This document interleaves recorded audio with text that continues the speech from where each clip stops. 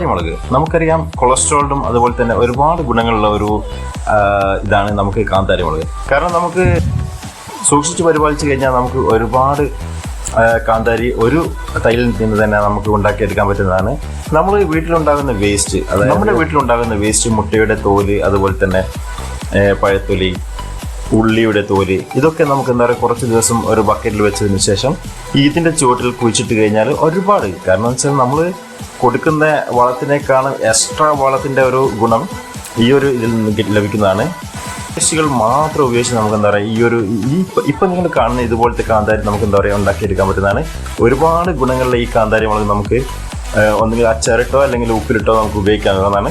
ഉപ്പിലിടുന്ന രണ്ട് വിധത്തിൽ നമുക്ക് ഉപ്പിലിടാം.